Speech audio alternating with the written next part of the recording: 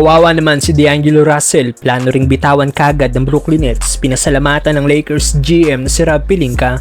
Pero bago yan, Maxwell Lewis nagpasalamat sa Lakers. Well, bukod kay D'Lo, isa pang player ng team ang kasama sa trade package para makuha mula Brooklyn Nets si Dorian Finney-Smith at Shake Milton. At ito'y walang iba kundi ang Lakers forward na si Maxwell Lewis. Nadrap nga po siya last year kung saan napick siya ng Denver Nuggets bilang 40 pick na kalaunan trinade papuntang Lakers. Most of the time sa G-League team ng Lakers sa South Bay Lakers naglalaro si Lewis kaya bihirang-bihira nating itong makita sa lineup at madalas ipinapasok na lang ito pagtambakan na ang laban. At matapos matrade sa Brooklyn Nets, nagpost nga po sa kanyang IG si Lewis at may caption na, "Thank you, Lake Show." Bata pa naman si Lewis dahil ito ay 22 pa lang at sobrang athletic din ang nasabing forward. In his debut, turns it over there, here comes Lewis, time for takeoff. Samantalang kawawa naman si D'Angelo Russell, plano ring bitawan kagad ng Brooklyn Nets. Pinasalamatan ng Lakers GM na si Rob Pelinka. Kung si Lewis ay nagbigay na ng pahayag sa kanyang pagkakatrade, as of now wala pa nga pong sinasabi o post sa kahit anumang social media account si D'Angelo Russell.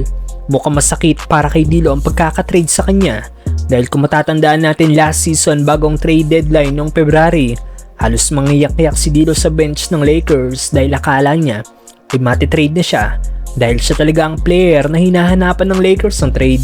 Pero hindi ito nangyari dahil walang trade na nagawa ang Lakers. Nakuha lang ng team si Spencer Dinwiddie. At ngayong na-trade na siya sa dating niyang team na Brooklyn Nets, ayon sa NBA insider na si Brett Siegel, iba-buyout daw ng Nets si D'Angelo Russell, meaning i-release o bibitawan din ng Brooklyn Nets si D'Lo. Nagpasalamat naman ng Lakers GM na si Rob Pelinka kina D'Lo at Lewis. Ayon sa Lakers GM, gusto daw nila magpasalamat kay D'Lo para sa second stint nito sa Lakers dahil sa naitulong nito sa team para ma-accomplish ang ilang great moments kasama ang Lake Show. Kaya ang hiling daw nila kay D'Lo at Lewis ay maging maganda ang future ng dalawa sa team ng Brooklyn Nets. Sa kulang 2 season na paglalaro ni D'Angelo Russell sa Lakers, nakarating ang team sa West Finals. Russell now going at Murray, gets inside, scoop layup, count it and a foul. Naging in-season champion.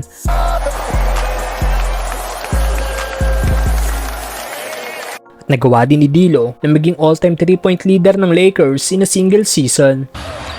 It's just a step back for Russell. Right. Now with 2, D'Lo tough shot. Got it anyway. Yeah, numerous times he has been already. There he is. Trying to put it. No.